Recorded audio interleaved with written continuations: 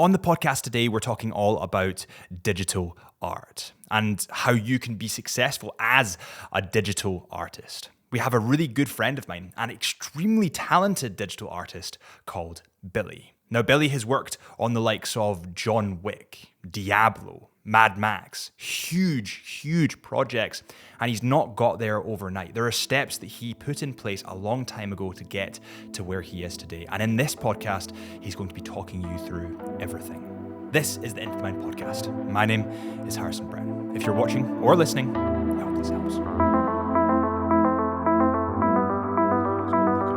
got all sorts. He specializes with stuff like death and monograms and all those aspects. But this is a fun little signet with a skull and bones. Yeah, and your art's quite similar to that. Well, it's not we were talking about this earlier, but you kind of like, you have a really unique artistic style where you bring in kind of death and skulls and kind of harrowing stuff, but then beautify it. Yeah, because I think it's like when something's so dark, I'm trying to find the beauty in it and how to bring that forward so it's not just your typical darkness. It's almost like a way of dealing with darkness and finding the beauty in it so you overcome the issues that come from it, sort of the darker aspects of stuff and loss and decline and as we age and losing people and all that sort of stuff. So I think that's my way of coping with that subject, is by making it pretty and beautiful and something you want to look at instead of just hiding away from it. So it's like therapeutic almost. Yeah, I think so. I mean, it started off as a rebellion when I was a teen, because they were at school, people were trying to teach me how to draw bananas and plants and stuff like that. I was like, I don't want to draw that. So I just started drawing like zombie Spider-Man and like Jesus is on crosses and shit like that, which to me was really exciting and fun, because it was like a way of just saying fuck you to the sort of typical education system of like, this is what you have to do and fit in this box. I was like, well, I don't have to fit in this box, because I don't feel like I've ever fit in a defined box, as people call it, and call it tattoos or whatever, like the way I look. But I think it's a way of expression. I never felt 100% at home where I grew up and like at school and all that sort of stuff. So it was my way of rebelling, and then eventually getting into graffiti and all that element, whether it's music or art or the way people dress or how they express themselves. I think is my way of saying just like, no, this is what I want to do. And it's taken like 16 years to get to where I am now. But I think it's that sense of rebelling is what made me become an artist and a creative in the first place. Because I love when people say like, is that your job? I'm like, yeah, it's my job. Or when people say photographers, that's your job, so you do. They just ask you, the cliche thing would be like, this is nothing against wedding photographers. Yeah. Or like people that do headshots just for like corporate. It's like, so you take pictures of weddings. Well, no, there's more stuff in photography and there's more stuff in art that people ask me if I do logos. I'm like, I don't do logos. It's not nothing against branding designers, but it's a very distinct difference into like what everyone does and what makes a creative tick, sort of thing. You said something interesting there. You were saying that like your method of beautifying what could be perceived as really scary to some people is your kind of therapy in a way. Do you think it's because you've gone through stuff in your past from, you know, where you grew up, and that's partially why you feel like you need to beautify these things that you're perhaps have happened in your past? I think it's harder to pinpoint. I mean, I've had a very loving upbringing, and both of my parents and my sister, my grandparents, both UK side and Greek side and all those elements. But the thing is, for me, it could have been started off with rebellion, but then also found elements of it that just made me keep going. I mean, I just remembered randomly, like when I was 10, I think I watched a trailer for The Exorcist by accident, and that shouldn't be watching that. I didn't even watch the film. I haven't watched the film still. Yeah, but that ruined me for weeks. I had to like jump into my parents' bed at 10 years old and be like, I'm scared shitless, and like just have nightmares from it. And I don't know if there's any connection to that. I mean, I'm a big horror film fan now, so like I think is testing those boundaries and like pushing further, like what is scary. I'm not saying horror films are beautiful, but that's what I try to do with elements of darkness and horror, is how to beautify them in a sense so they're not so harrowing when you see them. Yeah. But yeah, it could be that Exorcist trauma from when I was 10. So Yeah, I'm not sure if it's that. My dad did the same to me. I remember this so vividly. I must have been about 9 years old. Do you remember the movie American Werewolf in London? Yes. That's a good film. It's a good film. And for its time, it was like groundbreaking. Yeah. We would watch it the now. effects are mental. Like the face coming out. That was a mad film. Yeah. We watch it now and we're like, what the fuck's going on? But back then that was like harrowing, right? Yeah. And my dad didn't make me watch this. He like sat down with me and didn't understand the toll that it would take on me. Yeah. And I remember specifically going to bed so scared that there was something like behind the door, or like, it's so funny how children's imaginations can just run away with them just go so much. mad. Why do you think it is you're kind of attracted to horror movies now? Do you think it is that dark aspect? Yeah, potentially. I think it's the dark aspect and the whole pushing the fear element. I don't like horror films that are just purely fucked up for the sake of it. Like Insidious. Do you like Insidious? I haven't. What is Insidious? No. Is that the one with the children in the attic? No. No, Insidious is the one where they go to like the further. They go to like the in-between place, but it's not death. I haven't seen it. What's the one? There's one with VHS tapes and there's children in the attic and stuff. I think I enjoy slashers because they're just stupid and funny. But then there was, what's the new one? I watched the remake of the Texas Chainsaw Massacre. Was it good? The DP on that is the DP from Stranger Things. Yeah. So like the whole film has that neon vibe, the sort of throwback vintage retro. Yeah. And there's a mad scene where there's this bus of like teenage kids, cheerleaders and stuff, and influencers.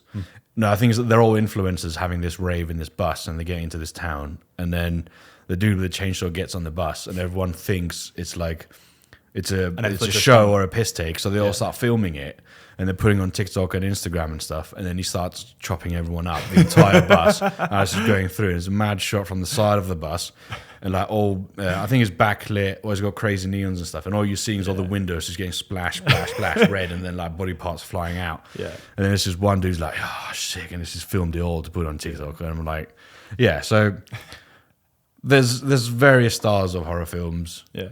I don't want to be scared shitless, but I do want to test that line and see like, what is scary anymore, sort of thing. Do you think I don't want to be haunted for the rest of my life. Yeah. Do you think as an artist you're kind of looking at films in a different way now? Inspiration, but also like when I look at films now, as a videographer, I'm aware of how difficult it is for some of these things to happen, or the shots to get some of the shots that they get. Yeah. Do you see movies from a different scope now? I think ever since I got into photography and stuff, Yeah. definitely, and like video. But before I was a full-time artist, I worked in an ad agency. So I worked with some amazing directors and DPs and photographers and videographers. I didn't do any of it. I was the art director and coming up with the idea, but I worked with all these amazing dudes and ladies that was just so creative. And the madness is like when you see a film, and or like even a 30-second advert, we would shoot for 10 hours for 30 seconds. Yeah. And it's not like we're just sitting around for 10 hours. We were just constantly working, moving stuff around, shooting, getting all these shots. And then and the editors as well, like cutting things down. But I've got this new appreciation ever since learning about photography and stuff, about the magic that goes in films. I will seek out films just by looking at the credits list and who the DP is. Yeah. If I want pure story, if I want like a mix of an aesthetic or just an overall like visual vibe, just to like dive into. That's why, I mean, June and all that stuff, the same DP did The Creator, did the new Batman, and it's beautiful to see a film and then you see that's his shot. Yeah. That's the style of shot he likes to do. That's how he likes to light stuff. And it's almost like, not a cheat code, but you know it's going to look good. So, and then you get a perfect mix of a good director and a good TP, and then you're going to have a fun experience. But I just see it as art. Like film, there's so many artists, whether it's photography, video, sound, concept, styling, outfits, everything. It's just, you can take the smallest part of inspiration from a film and it could just give you fuel for the next month. Yeah, I think June 2 was a huge one for me. Yeah. In terms of like the aesthetic of what was going on during June, it was fucking stunning. It was mental. The first time I watched it, because I watched them both in IMAX. Yeah. The first time we left the cinema and I had nothing to say because I was just blown away. I didn't know how to put it to words. And then we watched the first film like 4 times before watching the second one, because there is a lot of details and things and nuances to follow and characters and attitudes. I mean, I went and saw the second film and I was like, yeah, this is just one of the most insane things I've ever seen. Yeah. But the second time I went to watch it, because I didn't have the issue of being blown away by the aesthetic. Yeah. So I could really focus on what everyone's saying and the sound. And then I would listen to the Hans Zimmer soundtrack in the gym, and it's just like a whole different experience. So just walking through town, just noise cancelling loud, and you truly get engrossed in this sort of world they all built. Yeah. But the second time is a very different film watching it, because you're like, wait a minute, you're not good, you're a knobhead. Yeah. You're controlling this, and there's all these metaphors about religion and how false messiahs and false prophets and controlling people, and the rich family, the successful family came from this island to like help us rebel, but actually everyone's being used for their own benefit, and it's and just, they planted the seed of the Messiah being him. Well, I bought all the books, all the concept books. We bought the first photography book, the first book. The photographer, I forgot her name. Might have to Google this, but we bought her book, and she's incredible. It's not the Exposures book, which is the DP and Josh Brolin's poetry. It's the actual photographer they had on set for sort of BTS and some press stuff, and then her stuff eventually became the key posters for the first film. Yeah. But she was I think she got the call like 20 days before the film started filming, and then she just dropped everything and went there for like 6 months. Of course she would. Yeah. But there's parts of this book. It's just beautiful to see how she captured what they were creating, because it looks like they're creating a film, but also it's this weird balance of, you can tell it's a film, but then also looks real in the sense of like they've built this world. Yeah. That it might have some backdrops and some cameras in it, but it looks like a real world. Yeah. I think it was beautiful. See, especially like the black and white scene where they're in the massive, like almost like octagon thing where they're fighting. See the visual effects and art and color grading that must have gone into that. It's mad. Well, I know because I've been reading a lot about it. First, like it's shot in, was it infrared? Yeah. Because the sun is infrared. Oh, is that how it's shot? Well, the sun in this planet is meant to be infrared or UV.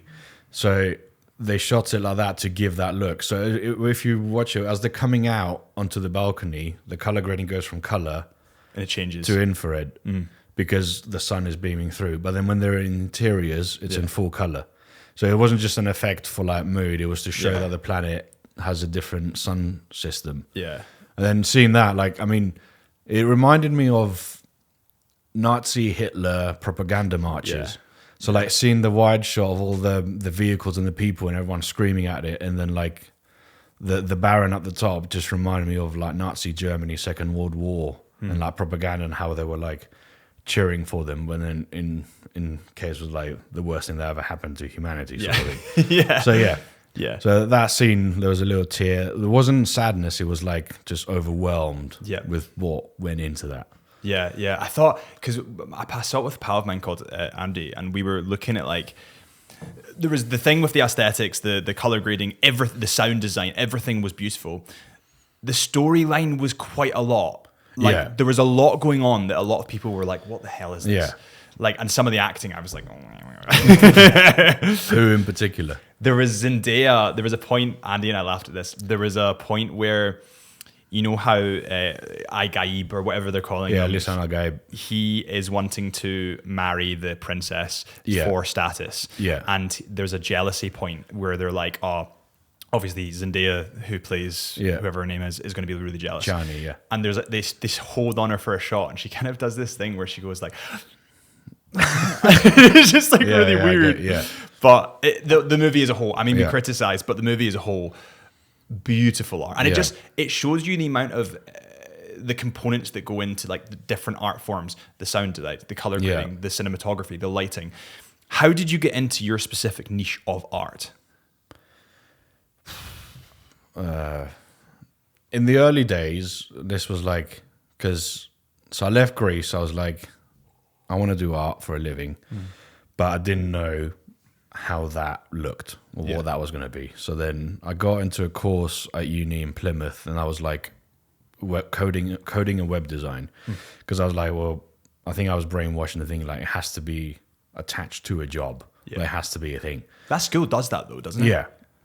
So I did that, and then I was like, I'm fucking useless at code. I can't code for shit. On my websites, I was doing weird shit like 3D animated websites and like simulations and graphics and stuff. So there's way more on the graphic side of stuff rather than usability. Mm-hmm. And then I somehow got a degree out of it, which is all right. Not that I've ever used it on anything. But at the time, DeviantArt was big. And then I found this magazine, I think it was called Computer Arts or Photoshop or PhD magazine. Because at the time, Photoshop was like big, like photo manipulation, photo collages and all that stuff. And there's one guy in it called Pete Harrison. And then his bride, Mike Harrison. And they were like doing magazines for all these covers and doing all these gigs for like big music labels and stuff and like album covers, and I was like, this is mad. And then turns out both of them went to my uni at some point because they're from Devon. But I saw them, and then I go into DeviantArt, and then I saw that people are actually doing digital art, whether it's digital illustration, all that sort of thing. And then I was just doing 3D, but it was more like typography and sort of graffiti in 3D, and then weird shapes, and then mixed with some Photoshop, putting landscapes in and just weird stuff. And then that segued into a bit more purely Photoshop, which then I pulled back from that, and then I started doing more black and white sort of illustrations. But then I found Cinema 4D, which is one of the main softwares I use, which is built for, it's almost like what Photoshop did for the digital art world, like made things more accessible, more understanding, like it was an easier app to play with. And then they had this thing called MoGraph, which will revolutionize the motion graphics world because it made animation a lot easier. So I was playing with that stuff, and then playing with ZBrush, which is for like digital sculpting, and which is what everyone uses now for cinema, video games. All the characters are built in ZBrush, and then optimize another software for Git. But I got onto that stuff. And then I think from there, I started finding my style through experimentation and again, rebellion again, because I had a full-time job and I wasn't enjoying what I was doing. It was great for my sort of growing up as a designer, creative in general, because did some great campaigns for like Nike, Ministry of Sound, but then it became almost like the cheesy side of of design. We're doing stuff for like Clubland and This Is Trance and Now 4035. So my job was to do the adverts and the covers for these sort of gigs. And then out of rebellion, I was like, well, I don't want to do this. I want to do my fucked up shit. So then I started doing that at night. And then that kept going for a few years. And I was actually getting good at it. And then was putting it online everywhere. Behance, DeviantArt, Tumblr, Instagram, Facebook, Twitter, everything, Pinterest. And then that started growing to a point where I started getting commissions for my own work. And I was very lucky. It was US publishing houses.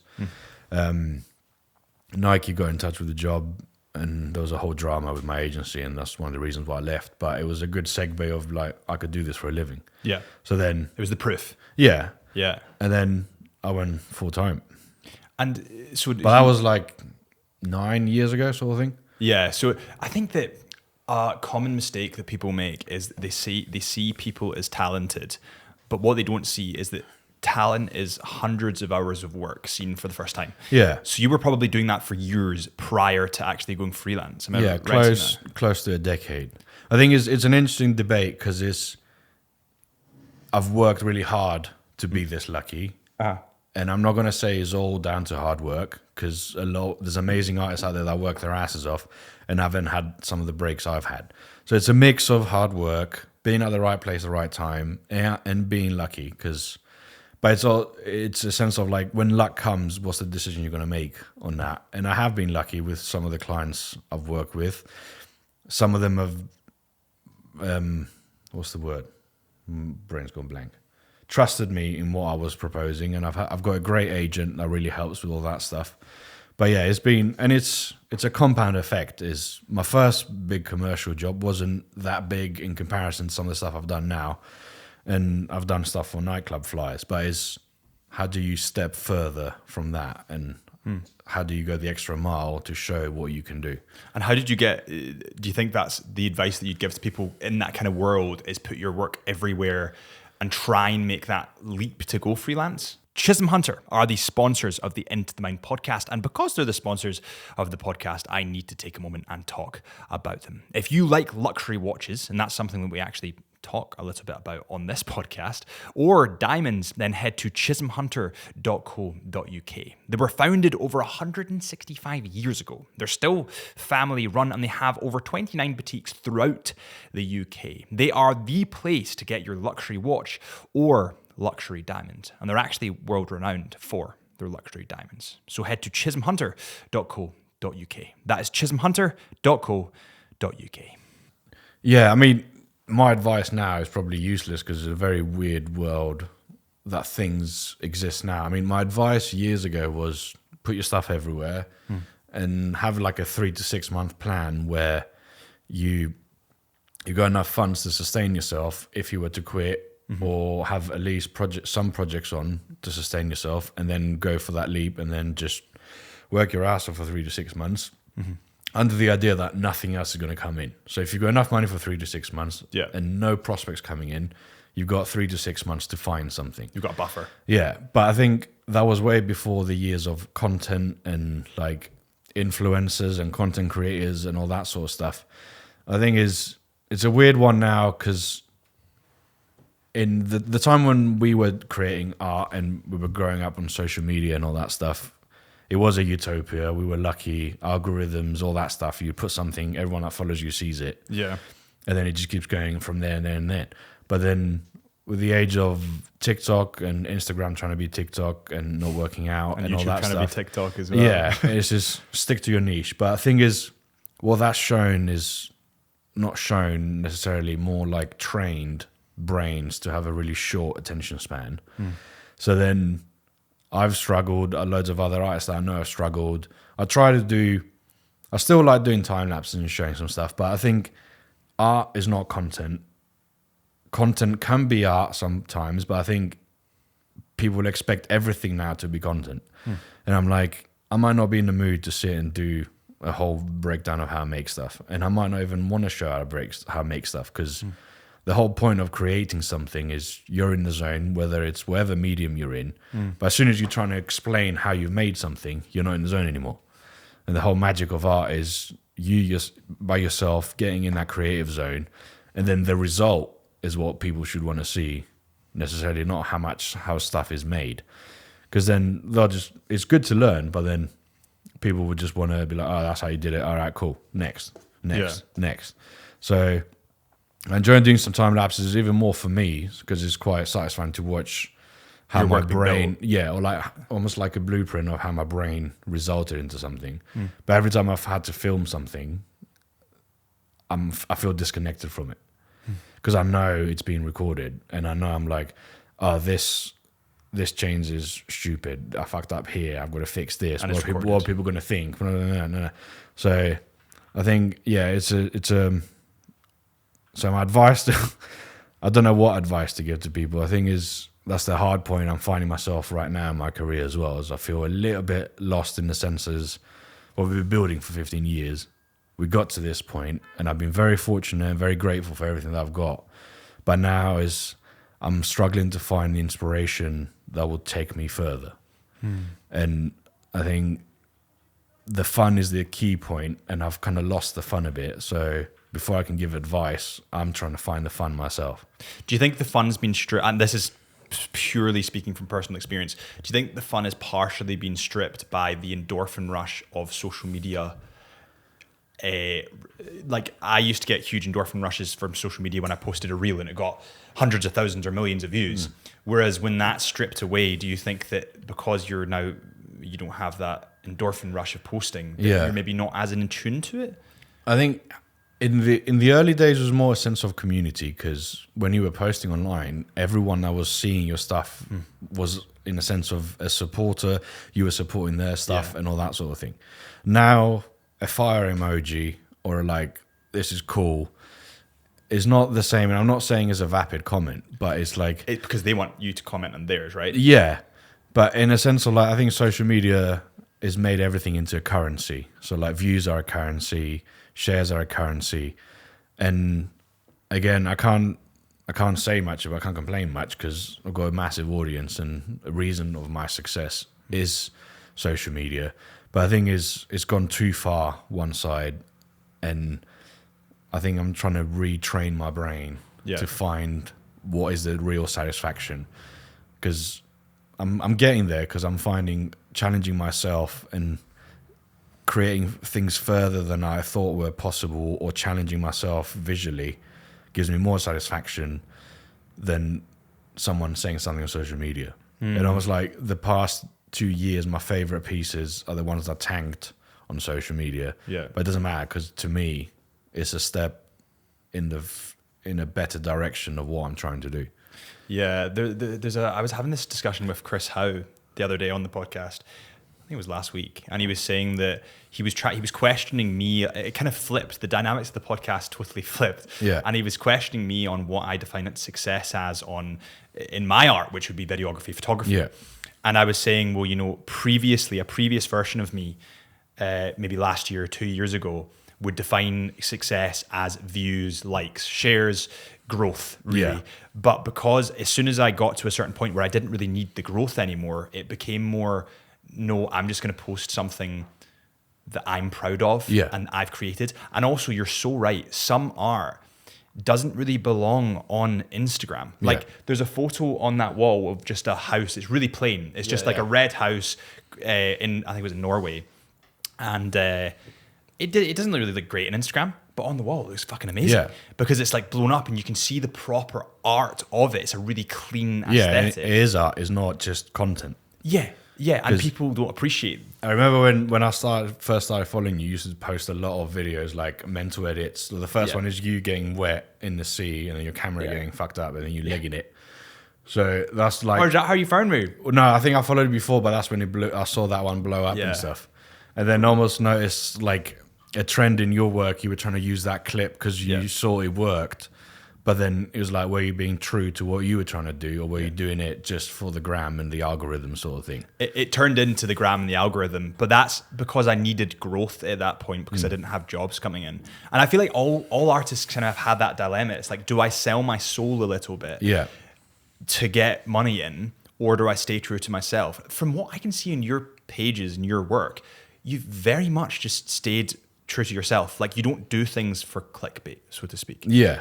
I don't see that. I don't think it's possible with the message of my art. I don't think it's possible to do the clickbait. It almost like shits on it. Yeah, it makes it a bit more of a joke sort of thing. And there's nothing against people that have catchy intros and all that stuff, because it works for them and it works for what they're trying to do. It's just I call it, I've got a face for radio, and I hate what I sound like. So the last thing I'm going to do is like, welcome to this channel and all this sort of stuff. It's just not me. But then I love watching people that do that sort of stuff, because then it's inspiring to watch other people do, like Peter McKinnon or I was saying you got the fashion guy. I forgot his name. I'll have to remember it later. But finding channels that are inspiring in their own way, because Daniel Simmons, fashion guy, really inspiring in the sense of like how they talk to camera and what they have to share, and not everyone has to be in front of the camera and be loud and that sort of thing. Yeah. So, but it's good, you can learn from people that do that sort of stuff, but you can also learn from people that are a bit more behind the scenes. Yeah. I think that YouTube is a good place for that, especially what Instagram has lost, I feel, is that sense of community. It's not, it's transactional, as you said. Yeah. People will comment because they want you to comment, or people will share because they want you to share it. And as soon as you stop that trend of being fake, Instagram drops you. Like that's what's happened to me right now. I'm not really... I'm doing my own work because I love to do it, but I'm not playing the game anymore. So Instagram's dropped me. But with YouTube... there's only so many videos you can do, like 3 places to visit this, 3 things to do that. Yeah. Because, and then how are you finding it recently with all the new changes, and like how are you finding it with TikTok and stuff? How am I finding it? Yeah, I tried TikTok. I'm like, nah, can't do it. The new changes are just, again, I had the conversation with Chris Howe, and I was saying how I think that Instagram, TikTok kills creativity with trends, because basically what it's saying to you is do this and you'll get rewarded. Use this trending sound, have a catchy hook like this, and you'll get rewarded. So what happens is everyone just uses the same formula. And there's not really any creativity in it. Like I remember ages ago when I was quite young. I say young, I mean it was probably like 3 years ago. I did a transition where I kind of fell through the bed, and then as I fell through the bed, I came up in Iceland or something like that. And the way that you do it is you have one shot falling, and then the other shot falling, but then you reverse one of them. So that it looks like you're falling through the floor when you come up. And I posted that. It went kind of semi-viral, got a couple of million views. And then all of a sudden, everybody was doing it. Like everybody had the same idea. Everybody had the same transition. And there was a inspiration to me called Sam Calder, who you should watch his work. He's unbelievable. Incredible editor, color grader, sound designer. Amazing. And he posts maybe once every 2 years now. Oh, nice. Because he knows that everyone just kind of copies his work. And he's not playing into the algorithm anymore. You could, on the other side, argue that because trends happen, then you see the trends, that makes you think, well, I don't want to do that. So then it makes you think of what could be different. Alternatives. So it's almost like the contrast or the other extreme side of that. If everyone's doing that thing, well, go and do something else, sort of thing. I think that just recently, I'm not sure how you feel about it, but my whole like workflow has changed, where I'm less focused on what other people think and more focused on what I enjoy. Has that happened to you? What's changed for me as well is I used to go in the studio like 5 days a week, try and do the 9 to 5, but then I'd get annoyed and force myself to try and make stuff. And even if I wasn't vibing it, and then I would just post it for the sake of it. Same as me. Because I had to post. But now I've changed it all up, and I think is growing up a bit, because I'm 36 now, is learning that you don't have to fit that mold, and creativity is not just a 9 to 5 box. Like you can't just force it. You can have steps that help you towards it. But recently I've been like, if I'm not vibing, I went to an art gallery on Monday, or I'll trim some plants in the house, or I'll sit and drink coffee in a cafe and read a book, or like go on a tour, go for a walk, watch a film, play a video game, just things just to distance yourself from it. And then hopefully seems to reignite stuff. I don't know for how long, but I think the space from the problem does help clear the brain a bit, or even give you new ideas. I feel you so much in that, because whenever I'm in the studio and you're kind of farting out an edit just because you need to do it, and it's never as good, you're kind of forcing yourself to do it. If I remove myself from that situation and be like, right, my therapy to me is like, I'll go and shoot somewhere in Glencoe. And while you're in Glencoe, all of a sudden ideas start coming to you. And then it's kind of like overwhelming. Like inspiration can be a little bit overwhelming at points, because you've got so much going through your head at once. And it's like impossible to complete it all. And I think it should be as well with creators, you should be like gagging to go back to make something. It shouldn't be I have to go and do something, and it's a luxury many people have, and I know it sounds like privilege and luxury right now, but it's been a long time been doing this, and I want to be so hungry to do it. I don't want to be just forced to constantly do it. And I think due to success, I'm fortunate to have this space where I don't have to force it and work on things I don't want to work on. But I think it's so key for like, because I don't want to get to a point where I hate what I'm doing and completely quit and just give up. I want to find the balance in this relationship with what I do, because it's work, but it's also passion, and like blurring the two lines tends to sort of destroy it a little bit. So it's finding the passion again. Why do you think you fell in love with it in the first place? I think it's because people didn't think it was possible. It didn't really exist at the time as it exists now. It was new. It was a way of expression and rebellion, but also just, it was fun to be shit at something and then get good at it in a sense. So I think that's why I fell in love with photography, because when I started I was shit. So I think it's, for creatives, it's quite key to find points in your life where you find something that you're shit at, and then be a newbie, be a beginner, be a student again, because that will reignite stuff. So I think it's like I've been looking at, I was even considering opening a food van and something completely mental, or going back to uni, or doing a course on like sculpting, or something completely different. Yeah. Just to be shit at something again, and then start from zero. Yeah, because you have no expectations, right? Yeah, and you got nothing to compare to in the sense of like, well, I haven't done this before, so yeah, every future step is going to be better. Do you think that you put more pressure on yourself now when you post or when you create art because of the success you've had, and do you think that restricts your creativity in some way? I think I'm the opposite now, because I've had a year of battling that. Now I'm just like making stuff, and I don't really give a shit what it does on social media. Yeah. But I'll post it more as a visual diary for myself, so I can see the progression of what I'm doing. That's why I started taking pictures of like BTS in the studio, or books that inspire me, or just like all sorts of stuff. And I'm like, it doesn't do as good, but I don't care because it interests me. Yeah. And I'm vibing it. At the end of the day, it's my page. If you don't like it, you can do one. Yeah. I will post what I want to post. Yeah. In the sense of that's what I like doing. So yeah. I suppose that makes it almost more rare as well. Like when you want to post, you'll post instead of having a schedule. So people are kind of watching it, that people that are in tune with you and your art are watching your space more than previous. Yeah. Have you found that your core, and this is what I've found, my kind of core audience, or my audience as a whole has shrunk slightly, but my core audience has grown in terms of... Yeah, and you're real supporters, and then that excites you to keep creating, and almost like sharing stuff to like connect with these people instead of just sharing stuff for the masses. Yeah, exactly. I think that you would love YouTube and what that can allow you to do. I'm on YouTube. I've done some time-lapse stuff, but what I really enjoyed making I called it art in motion, which is like pieces of mine, and I made them just almost like visual scapes for like 7-8 minutes with music, how I would like to experience digital art on a big display. That's what I made. Yeah. They're not viewed as much, but it doesn't matter because I get to see. And at the end of the day, with as photographers as well, it's like we're so used to just seeing on a laptop screen and on a phone. But when you were in that moment, you were in the middle of a fuck off massive insane landscape or a key moment with another person and stuff. So as soon as you shrink it down, you almost like make it insignificant. That's why it's mad when you print stuff or see on a big screen, like especially with like, or you say YouTube.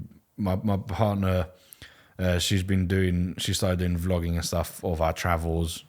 I hate being on camera, but just seeing that edit on a big screen, it takes you back to that trip we did together. Yeah, it's very different to just seeing a little vertical reel. I'm like, well, that's not how we experienced it. Yeah. It's mad. Yeah, that's what I love to do, and that's what I treat my more videography side YouTube channel as now, is just a visual diary of beautiful places and things that I've seen. And you're right. See, when you blow it up onto like a big screen, it's so different. Like it's as if like printing this kind of stuff out, when you view it on Reels or on Instagram, it's just a bit shit. You're just like, that's not the way it's meant to be. No. There's detail in there that you need to see. Your art's the same. Like I was going on a bit of a binge of your art.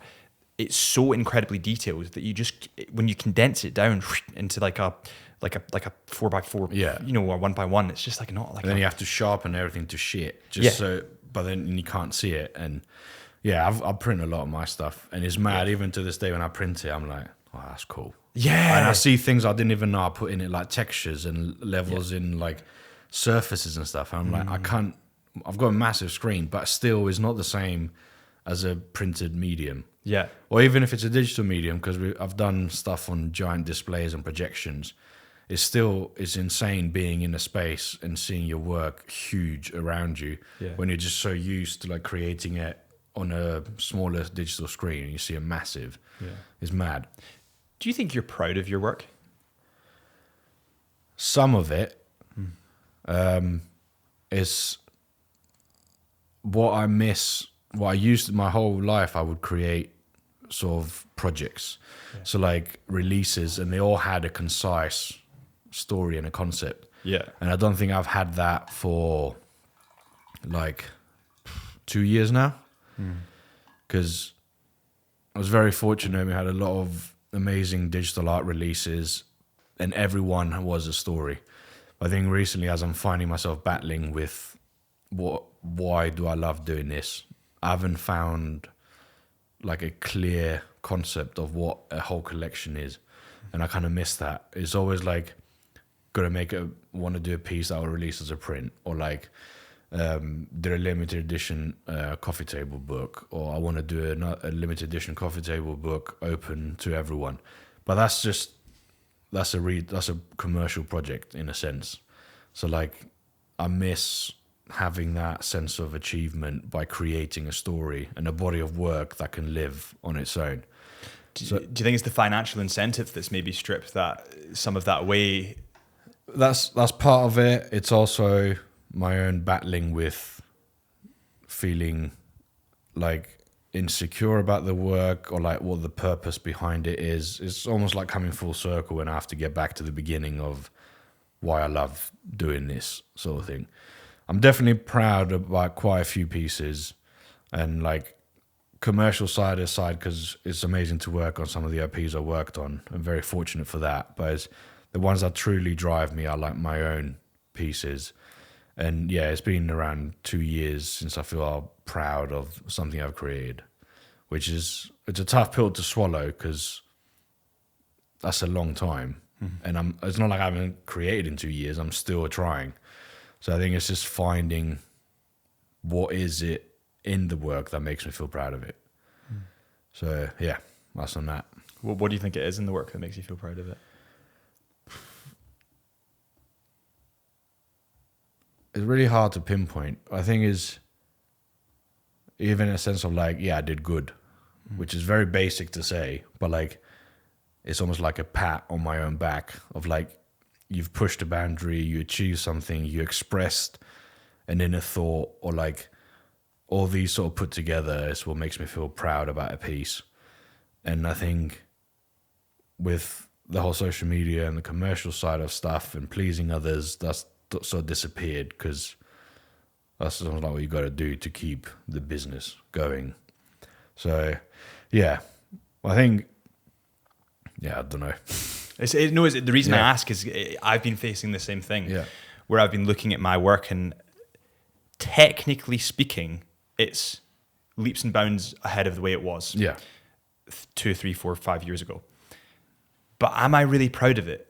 And am I making it for myself, or am I making it for other people? And it's kind of like an internal battle that I've been facing, where some of the most, where I'm most proud is I made a video for my parents, and it was for Mother's Day.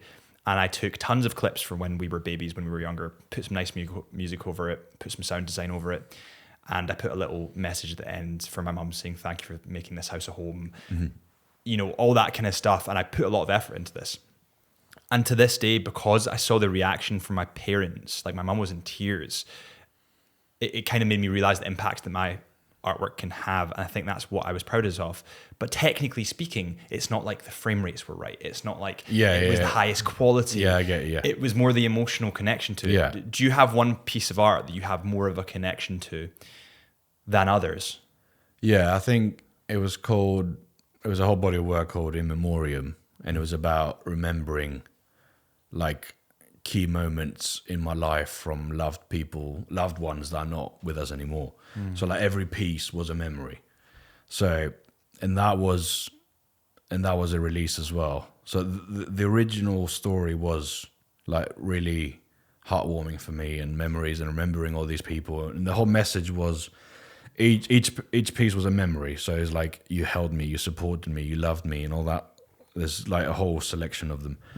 And it's because everything was tied to memory, and it was like helping me deal with things that were hurting me mentally through like my whole life and loss. It really helped me overcome that. And I think as soon as it went on a commercial sense of, because it was a release, and then that almost tainted the entire project. But again, I can't complain, because I was very fortunate with the success of these projects, and I don't want to come across as ungrateful or anything, but it's almost like when you share a vulnerability so openly with the world, and then it becomes a money-making machine, then almost the original connection to it is lost. And talking about proud, I just remembered one piece I'm proud of, and I can't talk about it because it's a piss take. So we had a conspiracy night theory on our house, and then a friend of mine did one how Teletubbies are the 4 horsemen of the apocalypse. And then other people did ones about like the moon landings and all that sort of stuff. About how Britney Spears is not alive and she's a robot. And I can't talk about what mine was because it was so out there. Yeah. But it had to do with elements of religion because that's themes in my work that piss me off. So it was about religion. Okay. And there was 2 key characters in this film, but I couldn't do a presentation because I hate PowerPoint. And I've got like, at school I had to read a poem in Greece and I froze on the mic and I'm like, couldn't do that. So I made a 7-minute feature film. Okay. So it's a documentary and I found footage. I used a Morgan Freeman voice simulator to narrate the whole project, music, everything, and that's got nothing to do with my work. But I think as a creative, I was like, it's purely for fun, but I was proud of the final result. And it was just like a complete piss take of a project. But I think it's like what we're talking about earlier. What it reminded me of is like, no one's going to see this. 4 people, like 6 people saw it, and they were my mates in our house. But it was that sense of achievement. I was like, I've tackled something that I haven't done before. I've made a documentary about some piss take thing I thought about. But is how fixated I got about it was what was inspiring at the end. I was like, I did all right. That was cool. Yeah. And I still have it stored on my phone. And I'm like, I watch it from here. I just laugh to myself. I'm like, this is fucking mental. But I'm proud of what went into it. Yeah. Because no one else was going to see it. No one's going to see it online. It's not like cancel material, but it was just out there in my brain. But it was mad. I think, that was 6 months ago. Yeah. But sometimes the most wacky projects, also the projects that like are cooking. just for you. I'm very proud of stuff I cook. Yeah. So, but it's just important to find that balance back into what we all do as creatives. Same with like your photography and video work, because you do so many things now. Yeah. So it's finding that thing where it's just pure fun. Yeah. Do you think, so you said that it was kind of like at the start as well, it was maybe kind of like an escape for you from the schooling system and kind of a middle finger to the schooling system. Do you think that the schooling system is, and I kind of think it is, kind of fundamentally flawed? Because when I was young, I remember telling the teacher, I want to be a photographer. This is when I was really young. I think I was in primary 6. And I can remember the teacher's name. He was called Mr. Anderson. Prick. But I remember telling him I want to be a photographer, and you'd be like, you'll make no money, it doesn't matter. And he was just like patted me off. And I like really held that close to me because I stopped shooting on, one of my first cameras is like down there. I stopped shooting for ages after he told me that. It's purely because my school, which was a great school, by the way, wanted me to go to university and be a doctor. Have status or perceived status. Do you think that's what's wrong with schooling nowadays? Yeah, I mean, I can't speak about the UK schooling system because I went to school in Greece, which is not a vibe in the sense of like it's even more archaic than it would be in other countries. Like I had to do, part of my final exams, I had to do ancient Greek, religious studies, like physics and chemistry and all that stuff, fine, but like extreme algebra, there was no choice. Like you had to do these things, and then I failed ancient Greek because I'm like, why should I speak an ancient language? Because no one dead language. No one speaks it in Greece. Unless you're like scholar and all that, and it's fun to know. But then I'm like, then you're just like my big fat Greek wedding dude's like, that's Greek. That word Greek.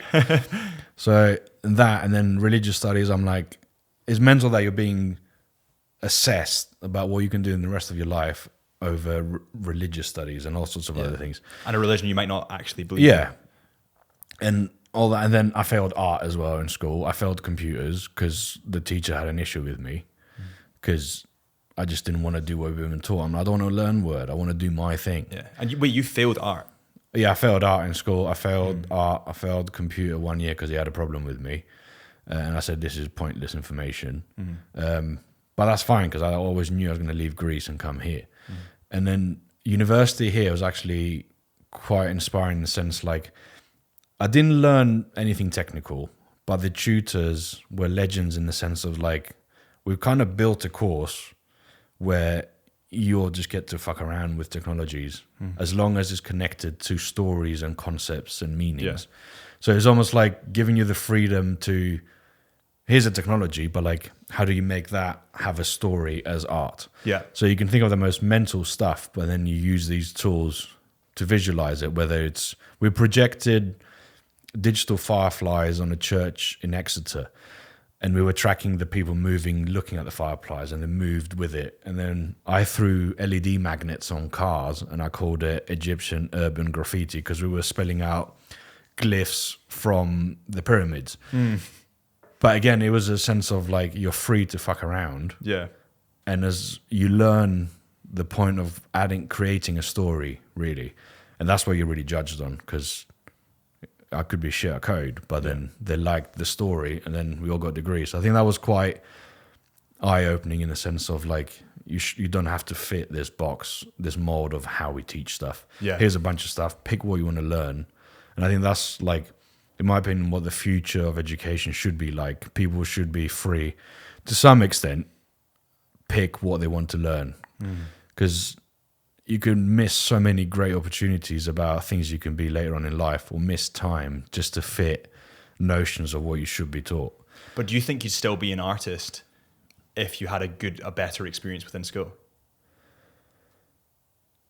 Do you see Probably, because I always liked to draw stuff. Whether I was a kid, I was drawing like warplanes and stuff. So I get your point, but because I was really good at school when I was like 12 to 16. I was like straight A's, the equivalent in Greece. But then I just got bored of it because I just didn't see myself doing that for the rest of my life. And even if the school was great, I don't think I would have an answer with the way the system worked of, I want to be a doctor, I want to be this. I mean, all the ideas I've had growing up, when I was 5, I wanted to be an astronaut. When I was 8, I wanted to be a chef. And then I wanted to be an artist. So, I mean, I don't know if astronaut is creative, but you are in space. So, and I wanted to be Spider-Man at some point as well. So neither of these jobs have your normal status attached to them. So I don't think the schooling system would have changed my perception of where I wanted to go. Yes. Yeah. But it could be really beneficial for people that are a bit lost if it was a bit more freeing in a sense and wasn't so constricted and people hated what they were doing, that it would give them answers to what they want to do. Yeah, I agree. I think there's fundamentals that should be learned, like basic maths, basic English. Obviously, there's these things, taxes, which by the way don't get taught. So like within schooling system, you know, how do you cash a check? Or well, you know, when I was in school, I didn't know how to cash a check. I didn't know how to do my taxes. I didn't know how to create a business. Which is all things that should really be taught in school, but instead they're being like, oh no, people that hate chemistry need to do chemistry, instead of, well, there's a fundamental that you're going to have to use in life, which is taxes. We're going to teach you that. Do you think, and this is a question I've asked in a couple of other podcasts, but I think it's quite an interesting one, within your career, do you think you've been driven, or do you think that you've been dragged in terms of kind of trying to prove to people within your past that you can do it? No, I think I've been driven because many people don't know what I do still. Like trying to explain what I do, and I just give up. It's always been, in a sense, we might sound egotistical, but it's been, for me, there have been elements that like getting other people's approval and appraisal is addictive because you get a high, like dopamine rush. Now, but like in the old days, it was initially the community and all the other people. But I think it's, for me, is bettering myself. So the drive has always been me, in the sense. So I'm quite grateful about that, and that's why I'm annoyed now, because it doesn't feel like I'm the drive anymore. So I'm trying to find myself back into it. Other people. And like as soon as you're trying to appease everyone else, then you lose yourself. So it's what is it that made you in the first place? It's an interesting one to make people think. I just reflecting in my career, certainly at the start anyway, it was like trying to prove a point that I could do something and make something of myself, although perhaps other people didn't understand it or get behind it.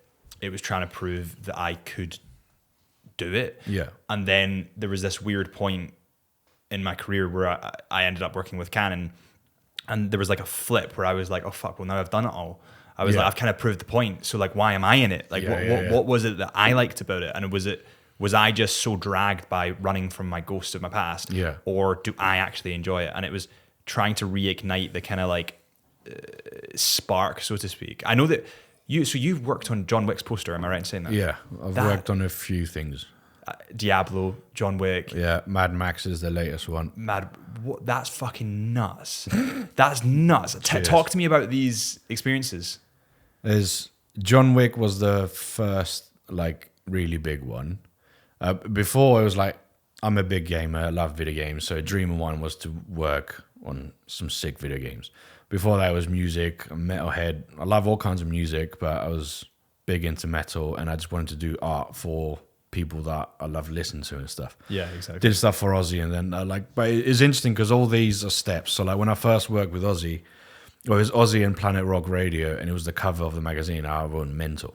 I'm like, this is the biggest moment in my whole life. And then I went to Download Festival, saw it on the stage. And I was shouting in the crowd. I did it, and someone shouted like, I don't fucking give a shit. But to me, it was so important, and like it was an achievement, and it's key because like you said about Canon, so that was an achievement. But like it's cool to set yourself further achievements or see other elements as achievements. But John Wick was a great one because I was free to do what I wanted, in the sense of the agency got in touch, and it was a very small project to start with. It was a series of like, I think it was called like, I can't remember the title, but it was an artist's interpretation of what the John Wick essence is in an art poster. So it wasn't a movie poster. It was, what do artists think and what do they create using this universe? So then I spoke to my agent. I'm like, I know what I want to do, but I can't show work in progress because it won't give the effect of what I'm trying to do. Yeah. So then she was amazing, and she basically just told him, just give him 2 months, let him do this thing. And then I spent 2 months working on it non-stop. And again, you can't see the details on social media. The piece is over 25,000 pixels tall, is huge. Yeah. And then I couldn't stop, so I had to pull myself back and then just take a break and go back into it and add details and everything. And the beauty of that job was because there was no, I don't want to call it interference, but there was the client just let me do my thing how I wanted to see it, and then I showed it to them, and the only change was to change the picture of Keanu Reeves because the previous image they sent me was unapproved because of some territory or something. Yeah, which is fine because the art was ready. I just had to change a picture of him, and that was the only change. And then sent the work through, and then it just grew and grew and grew. Then it went from this small little project to Lionsgate seeing it and loving it, to became the IMAX poster, and then it became the collectible box set cover, and then it went on like the banner of Netflix and all that stuff. So that was incredible. And Diablo was another massive one in the sense of, and there was a lot of pressure on that because it was the remaster of the classic Diablo 2. I remember that game. So and the key art done so long ago by Brom or Bron, sorry if I'm butchering this, but it's iconic game art. Mm-hmm. And there was so much pressure on that of how do we revive this, keeping the essence of his work, but also adding my input into this. And that was a year-long project with Blizzard in the sense because there was so many elements to do on this. And there was 4 key artworks of Mephisto, Baal, the Wanderer, and Diablo himself. And everything had to fit the heritage of Diablo, but also put my stamp on it. Your interpretation. There was many moments in this process where they're like, well, it doesn't look like the OG. I'm like, well, if you want it to look like the OG, why did you not just keep the OG? Yeah, yeah. So it was many, like, not challenging calls, but I had to express, in order for this to work, it needs to be like a 50-50 game. And then thankfully the creators on their side agreed and just gave me some space to create it. And then they had some very valid feedback at points, took that all in, then created that. And so that was mad to come out. And it's just, again, goes back to just seeing your work out in the public. Yeah. Because it's amazing to see it, or you see on social media, and I'm like, it's cool. I could have shared on my account, but even just book covers, you go to Waterstones and you see a book cover you've done on the shelf is mental. Yeah. Is moments where like that is even more, or seeing a picture of Keanu Reeves and he could just be like 5% of my post in the background. I'm like, oh, dude's there. Yeah. And like, he's seen the thing I did with him in it. Yeah. And it's just, that's like a great achievement in the commercial side of stuff. Or when people just message like, how did you do this, dude? And sometimes you can't say anything because of NDAs and you have to wait. And I can't say who or what, and I can't say anything. And then 3 months later, I will reply to that DM like, that's me, yeah. But I can't, or like, that's why NDAs are such a pain because I get so excited. I want to tell everyone what I'm doing. But then it could be a Hollywood film and you know what's in the film a year before it's out, so you can't say anything. So did you get to see the John Wick before it was released? Or like, did you know what happened in it pre-release? Maybe. Okay. But you have to know elements to create something. Yeah. And so, but NDAs are great, but also a pain because I get so excited.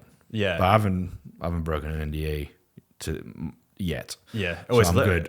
Yeah, it's difficult though, isn't it? Like we had I by accident almost broke one. There was a watch, I don't want, is it past NDA? I'm just not going to say just out of, but there was a watch brand that supplied us a watch to film NDA. I think it might still be NDA'd. And I took a Instagram photo of a different watch, but it was in the studio and the other watch was in the photo in the background, like way in the background. Like I just didn't even mean it. Yeah. And all of a sudden you have people screenshotting it, zooming in, being like, what is this? And it's kind of pixelated and you're like, well, I can probably get away with it, but now everybody has it and it's leaked to the public and now that watch brand like CSI enhance. Yeah, exactly. Yeah. Now that watch brand might see me and be like, oh, fucking hell.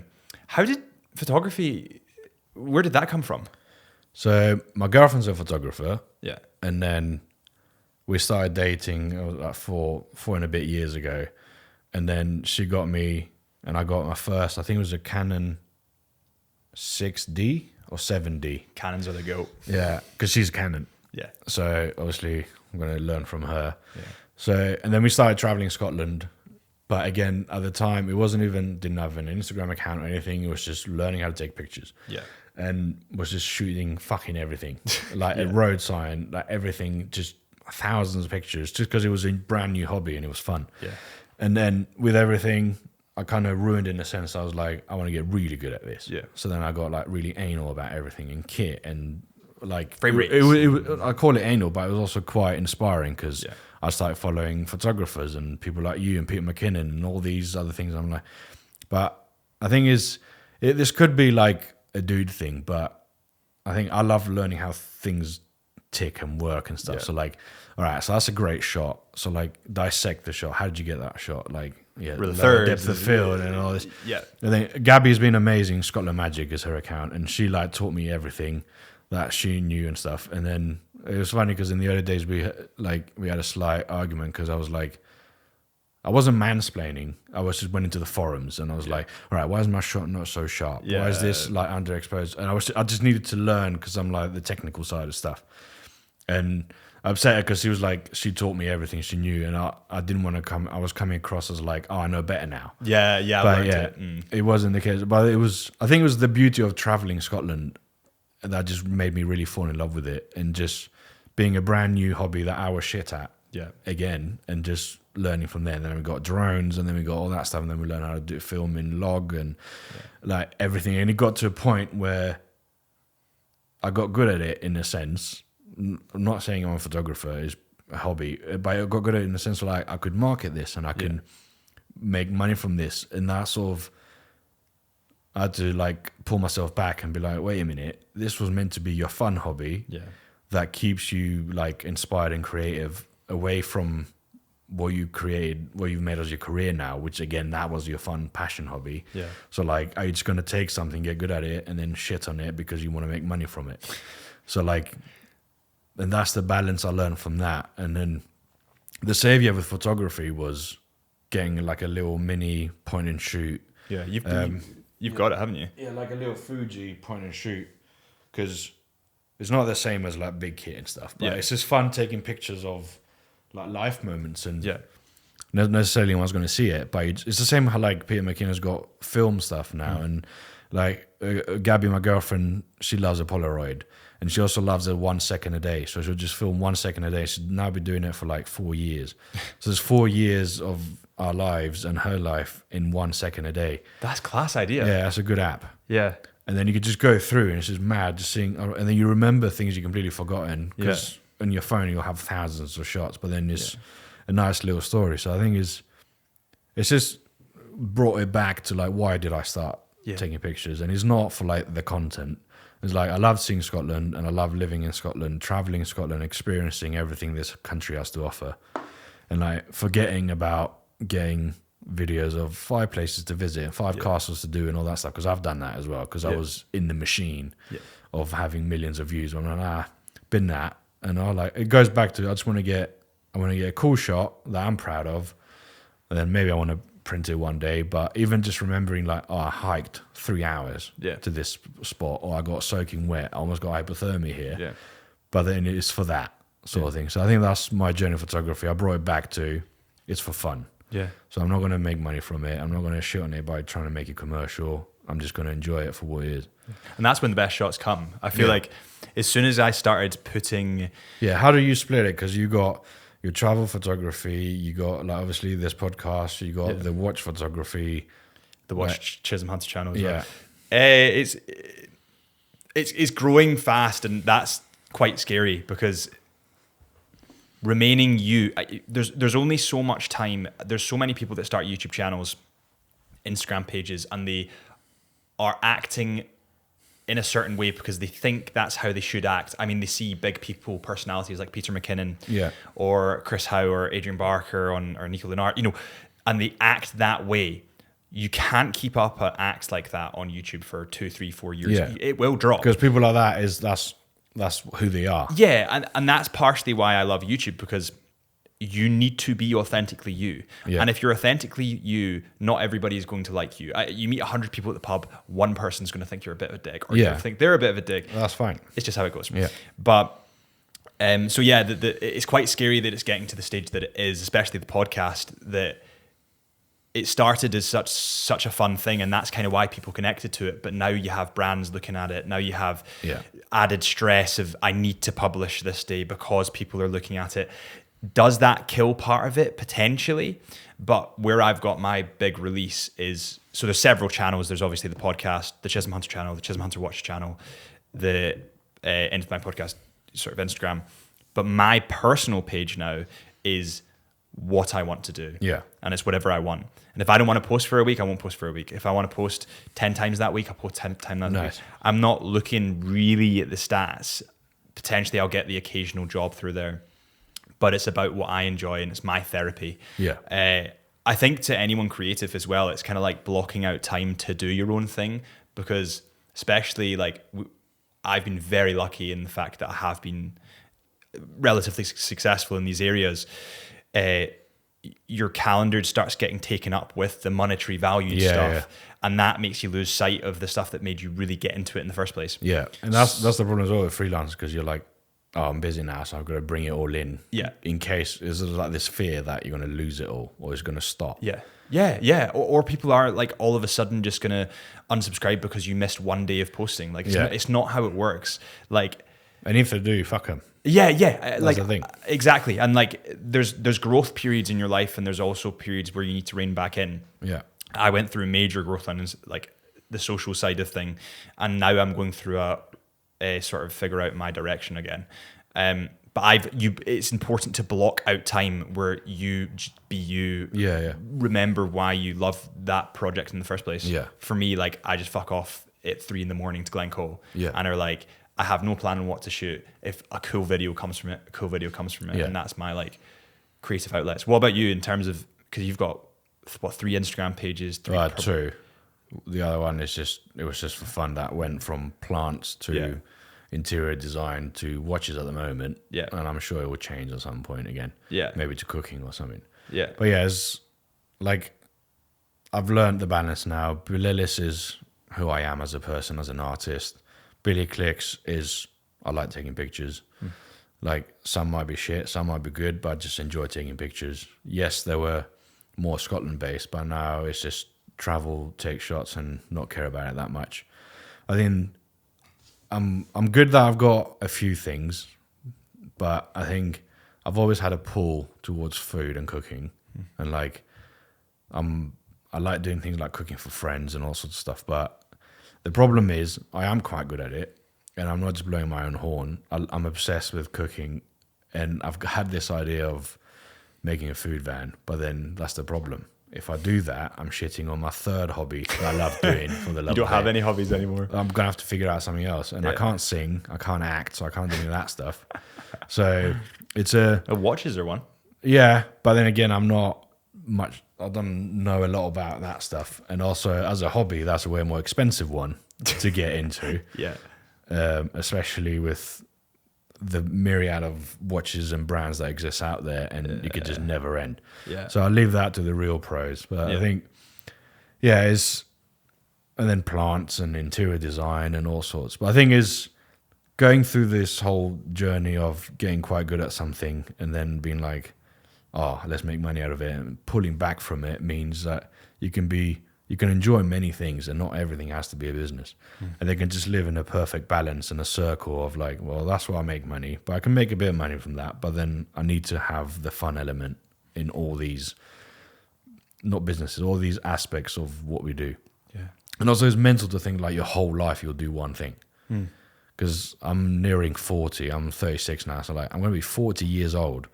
And then if you think about it, your real life only really counts from like past your teenage years. I don't remember shit from when I was a kid, because you're not really your own person, because you're living at home and all that sort of stuff. So you truly become your own person past 20s. So I'm like, I want to be my own true person for like 10, 15 years. And I've got so much more in life. So do I see myself just doing the same thing for the rest of my life? It's all right to change around and just try loads of different things. And then you beat the boredom of just the monotony of just doing the same thing again and again. Why do you think it is that when you get good at something like photography or video or cooking, that you all of a sudden switch to like? Do you think it's like an ADHD thing where you want a dopamine hit of monetizing it, and you're like, I want to try it to see that I can do it? Do you think it's like you're building up to a point where you're not selling it, but you can kind of sell it? I think it's a sense of like you're getting a result, because when you start making money from something, it shows that it's a success. But how do you change the notion of success so it's not just money or just views? So that's the problem we all live now, is likes and views and income is only seen as success. But like, what's another element of it? That's why I love cooking so much, because you're not getting paid from it. For me, no one's seeing it on the internet, but it's seeing the satisfaction in people and like having moments with people. Because I grew up in Greece, Greek grandma, yaya and babus, and like food is so important, which is one thing I struggled in this country, because the food is not good. It's not the food is shit, it's the culture around food. Like Mediterranean and all these other countries, there's a real culture of sitting down at the table. All these memories, my fondest memories in life is related to food and family and friends. And like my English side of my family is the same, because Nanny was an amazing cook, but it was always like Christmas or like birthdays or going out as a whole family to a pub. So it's that sort of element of you create memories and connections with people. And that's why I'm worried about them making it into a business, where it could just be a case of come down with me with friends or just all sorts of other stuff. But I think it's very different to the other elements, because it's connecting with people. Yeah. There is a culture in the UK, and I felt this especially, is like I definitely neglect food. Like I'll eat because I need to. Yeah. And like I think that in the UK, there's definitely a culture where people just kind of get what's quick and easy. That's why I was saying the food shit, because most people that I see at lunchtime in town are going to Greg's or they're going to Subway, and it's like a quick hit to eat and then quickly get back to work. Whereas when I traveled, I definitely found that in like the Mediterranean countries, Hong Kong, like there's a huge culture around like connecting around the dinner table and spending time over your food. Like it's mad in Italy where you have is aperitivo, where people just sit at cafes having an Aperol and some like crisps and olives or like a bit of ham and cheese before dinner, just sitting there, people watching, chatting. Yeah. And then they've got the dinner later on and all sorts of stuff. Or like in France and in Greece, like Greece, I never experienced McDonald's till I came here. Yeah. And when I came here, it was a treat because it was only like once a month. And in Greece, is like your takeaway is like high level and it's not shit for you in a sense because it's just good food. But is Mediterranean and like France and all these other countries is not so much, and the drinking as well is not to get fucked. Yeah, it's not binge drinking. Yeah, it's because I've already put well back on the alcohol, and now it's like I enjoy a dram here and there because I've got a nice collection of whiskey, and I just appreciate the levels of them, and wine. But it should be. That's the thing is, I've read this really interesting thing that in France, wine that goes off in a sense, in their opinion, that is not gastronomy for food, they'll just ship it here because people will just drink it. Yeah. And they'll think it's amazing wine. Where to the French, it'll be like, this is blasphemy because we can't drink and eat with this, so we're not gonna touch it. So we send it over, which is fascinating because like in France, I haven't been to France, but I know from friends that love going there. There's people in the parks having lunch, and yes, it's the joke that you have a 2-hour lunch and you're having a bottle of wine and a cigarette, but it's the whole culture of just taking a step back, relaxing, connecting with people, whether it's through food and gastronomy and memories with loved ones and family. I think is key from that, which lacks in this country a bit. But then you got Sunday roast, which is one of the most incredible things that exist in the world. So I think especially when I was growing up in Glasgow, it's just binge drinking. Like there's no drinking to have fun because what's the point? There's no drinking just to taste the drink and not get fucked because what's the point? Yeah. In everyone's eyes, it's like, well, what's the point in having a glass of wine when you can have 2 bottles? And it's like this. There's a really weird disconnect in the UK of like thinking that things need to be taken to the extreme. Yeah. Or they need to prove a point that they're from Glasgow by drinking the whole bottle. Do you know what I mean? Yeah, I mean, I experienced the same because I lived in Plymouth. I mean, uni times, fair enough, everyone gets fucked because you're at uni. Yeah. But then the scarier one was Brighton because I lived in Brighton for 6-7 years. And now at this point, I've got a full-time job and everything. But like the party life is just chaos. Yeah. But like every Friday, you live for the weekend, Friday or Thursday if you're in London.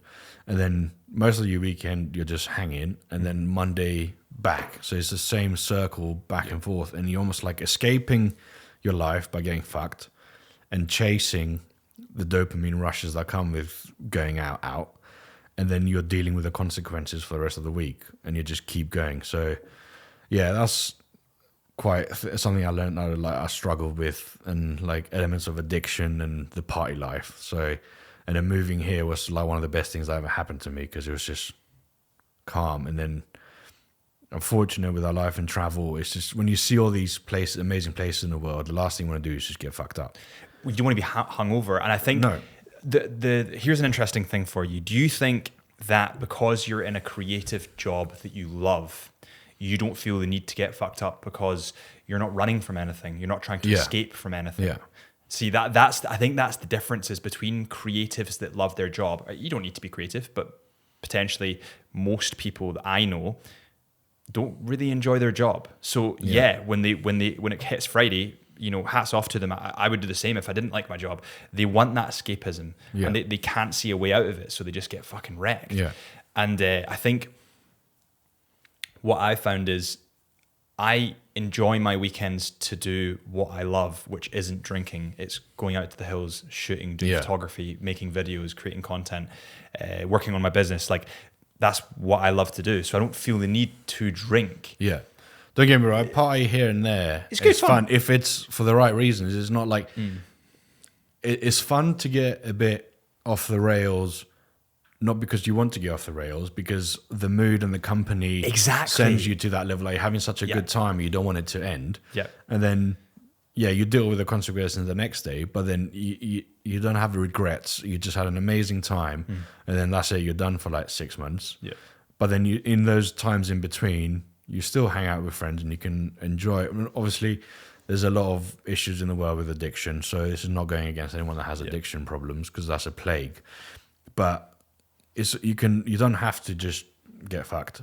Yeah. You can enjoy a glass or two with a good company and then go home, and then it gives you more time back, because then you've got so much free time to do more that you want to do with your life. Yeah. The best nights that I've had ever are always the ones that are unexpected. And I don't really drink much now, but we went out to the France-Scotland game at the pub. And I said, right, let's not have one beer. And then... Yeah, I mean, you can never have just one. Yeah, but I know that. 2, you can control 2, but just 1 pint. I mean, I've had 1 pint after a hike. Yeah. That pint is the best thing in the world. Yeah. 1 pint, and then that's it. Slaps, but yeah. Yeah, but like, that was one of the best nights out I've had, because, it started with just 4 boys. We decided, listen, we're not going to get too drunk. Had a couple of drinks, thought, you know what, like we're vibing, we're enjoying ourselves. Then went out for more drinks, and lo and behold, it turned into a night out. But I wasn't putting parameters and plans. We're going to sub club on this night to get fucked up. That's what kills the joy of it. I think that drinking, everyone does stuff to excess once in a while. If it's once in a while, you'll probably enjoy it. Yeah. If it turns into a habit, you probably aren't really enjoying it anymore. No. And that's the line that people need to kind of like recognize. Yeah. What do you do at the weekends? Do you focus on your artwork? Weekends, my new favorite thing is finding vintage stores, but also doing stuff like gardening, planting stuff, hanging out at home because we've got a beautiful fluffy cat. Just having the time to just be like, it's all right to just do nothing, or like read a book, and just, you don't have to go and do stuff all the time. Do you get bored when you're doing nothing, or like do you feel when you're doing nothing that you need to focus on? I've got this really bad niggle at the back of my mind when I'm doing nothing, that people are moving ahead of me within the business, so I need to work. Yeah. Do you have the same thing? I call it doing nothing, but I'm actually doing a lot of stuff. So whether it's like doing stuff in the house, or starting a project, or doing a big cook for friends, or I call it doing nothing, but then I've done like 10 different things in that day. Yeah. So then I think the way out of that is a good book, or a good show, or a good video game for me, or a fun activity like going somewhere, and it's not to get content, it's just enjoy the moment, or just a good like interior design project, or gardening or something, because I think there's satisfaction in the sense like it's a project, it's not tied to anything commercial or work or anything. You get that satisfaction because as creators you're hungry to create, and then you feel accomplished with the day, and then you just chill. Yeah. But then you say just chill, but it's been like 2 hours left in the day when you were meant to chill all day. Yeah. So, but it's all right just to be like this as well. You can chill all day, but you can do stuff that feels relaxing to you and accomplishing and productive at the same time, and then chill. And what do you do around Scotland when you travel? Do you just go to new spots and try and, just be creative when you're there, or do you plan kind of what shots you want photography wise? I used to plan and get like just over fixated that I have to get the shot. And That's what I used to do. Yeah. And then I learned that I was like, well, shit happens. Yeah. So you get what you get. But I think in the early days was just purely fun and tourism and exploring, and then got good at it and was like, I got to get this shot, got to get that and all that. Yeah. And then, as I said earlier, shut all over that, and then full circle now just for the fun of it. So it's more like going up to the Highlands with friends, or even showing friends of ours things that they've never seen. Yeah. Like we did a retreat where it was eight of us. We went to Skye. We had this amazing property that was a PR gift to Gabby. And then we all stayed there, and then it was like 4 nights. One day we went for some hikes, and then I didn't even bring my kit. I just had my little Fuji, just took some pictures. I didn't take pictures of the landscape, took my mates, and then gave them the shots and stuff. And then I cooked for everyone. Then we had the hot tub and chilled, watched James Bond, fireplace on. And I think it's more that we had 2 years of seeing Scotland and shooting everything. And then that became into like the content creator gigs, where going to these places and shooting all these things. So it's almost like a giant recce. And now we just go to places that we love, just because we've got experience of like, we know where we want to hang out and see all these things. That's why our new thing is Europe travel, short breaks, completely different scenery, go there for like 2-3 nights, So not long enough that you might get bored, and not short enough that you'll be like, I want more. Yeah, I want to go back. Yeah, and then you leave with a hunger of like, I was sick. I want to go back again. Yeah. So do you not think the Isle of Skye is fucking beautiful? yeah, our friends live there, so Oh my God. we'll move there at some point. Do you think you'll move to Skye? Yeah. It's just we went, when did we go, 2 months ago? Yeah, start of the year. Yeah. And we just got I was a bit ill at the time, but we just got the most beautiful weather, like the mountains, the Coolins, the Old Man of Storrs, the beaches. It's mental. It's an incredible place, but it's also connecting to that because when you know people there's a real sense of community. But then we're not ready with our whole career life hunting, so the city works. But I think is the madness of a big city needs to be balanced somehow. Yeah. So in a deal world, we would have both. That's what I was going to say. Yeah. Do you reckon at some point it will be a house in Skye for 6 months of the year and a house here for 6 months of the year? Yeah, probably if we're fortunate enough. Yeah. That'll be or even like a month here and a month in Skye, and then just being able to disconnect, like have solid months of productivity and like chaos and hustle and bustle, then just go and calm down for a bit. Yeah, every time I go to Skye, there's just this peace that comes over you. Yeah. Being in the mountains, being in the wind, the natural elements, there's not, you're not really, you don't feel as disconnected from nature as you do in...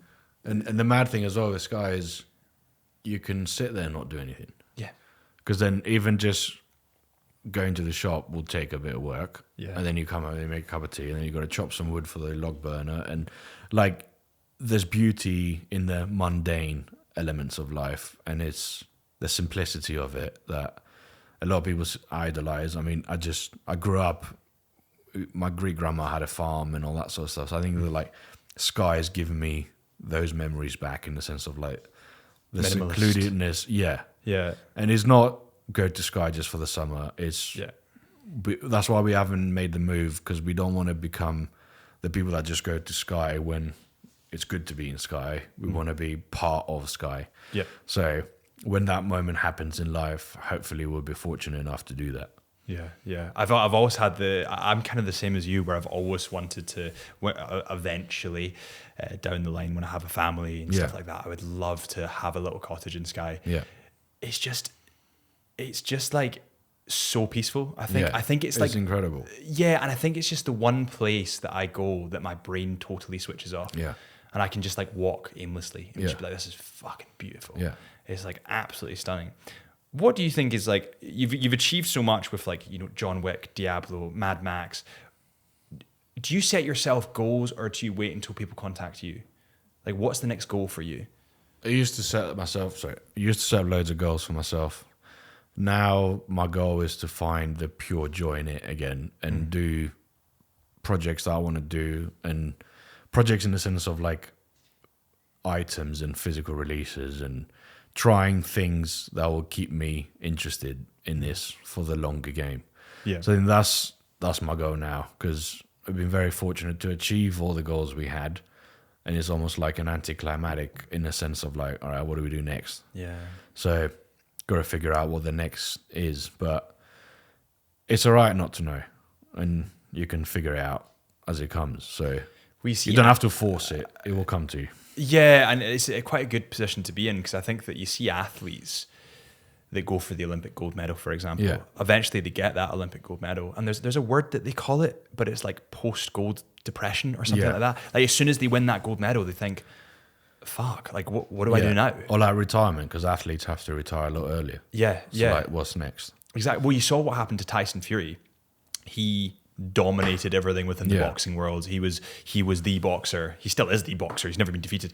But he hit a point, and then all of a sudden he just turned to alcohol, depression, drugs, because he had everything that a man wanted. Yeah. And he just didn't know how to deal with it, because he had no more goals. So I think it's so important in life to like just keep upping it and keep setting yourself the goal, and maybe the goal is to realize why you got into this in the first place. Yeah, and the goal doesn't have to be bigger than previous goals. Exactly. It can be smaller goals, but it's cool to have some goals to set. Yeah, especially every time you go in and do what you need to do. Yeah, exactly. Where did watches come into it? I like collecting stuff. Yeah. I think growing up, I always remembered key male figures in my life from the watch they had, in the sense of like my English granddad had a Citizen, Greek granddad had a vintage Seiko. Well, it's vintage because he old. My dad had a Tissot, and I've always had like little Casios and stuff like that. But I think watches came to me in a sense of connect them to achievements. Yeah. In almost like success in what I do. The first big watch I got was Breitling Super Avenger. And that's a big fat watch. That's 46. It was fucking massive. And the problem is, like, I loved why I got it because it was a great, successful year as an artist and as a business. And I was like, let's commemorate this moment in time with something like this. And I didn't know anything about brands. I was just sort of like, all right, that looks big, that looks fancy, so that should be directly connected to like a successful year with work. And I wore it, the shit out of that, and I haven't worn it in like 7 months now because I almost feel disconnected from that version of myself because I'm not that version of myself anymore. I haven't tried to sell it, but then I realized the importance of remembering why I got that and what that moment in my timeline was about. So it's still in my collection. And then I've always wanted a cool, clear G-Shock as a kid. And I never got one. So I was like, oh, it's an £8 G-Shock. Yeah. I've got the money now. Yeah. But it's like literally where the Seamaster and the G-Shock the most. Yeah. Then I love watches in the sense of like design, because as an artist myself, I just really appreciate great design. So I've got all sorts. I've got the vintage Casios. I've got the calculator. It's just, I've got that. I've got Hamilton X-Wing Aviator. I'm not a pilot. I'm never going to be a pilot. I think you sent me a photo of that, didn't you? Yeah. But if I want to control like the crosswind, what's it called? Your path deviation. If I was in the cockpit, I'd be like fucking sick. Yeah. But I love the complexities of it and like how the machine works. And I don't know a lot, but I'm learning, and it's interesting to learn. But I think I got my dad a sick new Tissot for Christmas, and like a tear came out of his eye and stuff. But that was for me a moment of like, I've made it in the sense of I've done good in my career. So like, I want to get you this so you remember this moment in time. Yeah. And other watches, what's the other one? I got a Seiko Presage Midnight Mockingbird, because I just love it. It's almost like characters. Yeah. Like versions of yourself connected to a watch. Yeah. Like the Super Avenger was like, I'm a big deal, show it in your face sort of bullshit.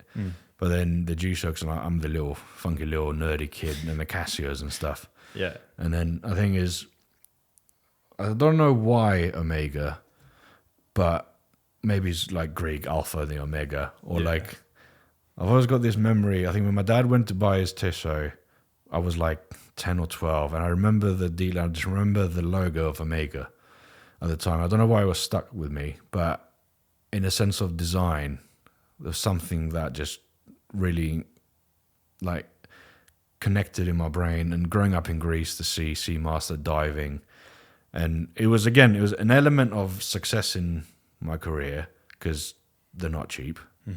But then it's not so much about, it's not a flashy watch in a sense. It's understated, and there's a certain elegance and class to a Seamaster that is not just getting it to show off. Yeah, which I feel what the Super Avenger for me was at the time. I remember I was texting my girlfriend. She wasn't my girlfriend at the time. We just met on Tinder, and I was showing her pictures of the Super Avenger, trying to be like a big deal. Yeah, and she's Aussie, and she's a traveling photographer. Yeah, like just like year out vibing. She's like, I don't know what the fuck is this dude showing me this for. I don't know what this means. Yeah. I'm like, it's a big watch. Yeah, like, I'm a big deal. And what? Yeah, who gives a shit? Yeah, which is interesting because at the time I thought that was what's important, but I'm like, nah. So yeah, how are you with watches collection? I've got far too many. I think you hit the nail on the head when you started talking there and saying your watch represents a moment in your life. Yeah. The thing is that the harsh reality is all watches tell the time, right? And we've got a clock there, we've got 3 up there. They all tell the time. Yeah. It's the sentimental attachment that you put on your timepiece that means the most. Yeah. So like I'm the same as you. Like I have this Tudor, I've got a couple of Omegas, I've got a Christopher Ward, I've got a Tissot, I've got a Grand Seiko. Grand Seiko's brand, by the way, if you start getting into them, if you like detail. Yeah. I don't know if I want to put you down that rabbit hole, but I might have to. After this, we fix the addiction for quite a while, I think. But yeah, I'm always looking. I think that like attaching a memory to your watch is what it's about, and it's about like passing them down and knowing what part in your life that represented. Yeah. Like to me, I got a Hamilton khaki field Expedition, which it's not madly expensive. I got it from Hamilton. But it represented the move into this studio and this flat. So it was like, it was kind of like an adventure watch, if you want to call it that, but it was also an adventure in my life. And whenever I look at that Hamilton khaki, and I know it sounds dumb to non-watch people, but it kind of like represents that moment and represents like an adventure in my own life. It was also interesting what you were saying there about like, you're not the same person you were when you bought your Breitling. Yeah. Do you think that people like fundamentally change every 5-10 years? And I don't know if it's so much about time, but I think it's experiences and understandings, because you don't really know yourself. It takes your whole life to know yourself, really. But like with time, I think at the time it was like trying to show off and show who people thought I was, in a sense, and that made me make that move. And it's still great that I've commemorated a very successful year with a decent gift to myself, because I think that's the whole lesson from that. It was a gift to myself, even though it got clouded by all these other elements around it. But I think it was a reward for doing good, in a sense, because as an adult, who else is going to give you rewards for doing good? Because you're not a kid, it's not like Christmas again. So you can set these for yourself. But yeah, I don't know how people change. I think I'm feeling a lot more myself now in my mid-30s than I felt like late 20s and early 30s. So yeah, I think there's times like show off that I think people think we're a big deal, and I think I'm a big deal, where I'm just like, I don't think I'm a big deal or any of that stuff. I like being a bit more understated and just trying to be my true self instead of what people see on social media, because that's a highlight reel of who you really are. Exactly. And I say this to people all the time. Like if you're looking through somebody's Instagram, they're never going to post that time that they had the shits in Vietnam. Do you know what I mean? Yeah. They're always going to post the highlight reel. And it's never... Unless you're my accountant, shout out to Will, because he's a legend and his stories are the most insane thing ever. But it's not a public account. Yeah.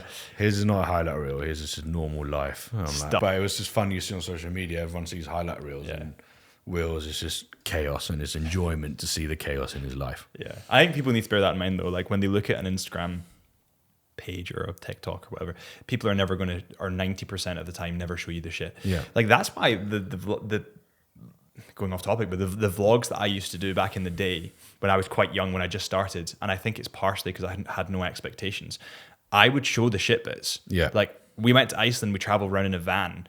There was points of that where there's 3 sweaty guys stuck in like within like a meter of each other. Yeah. Like there's points of that isn't good, but I showed that and people kind of connected with that.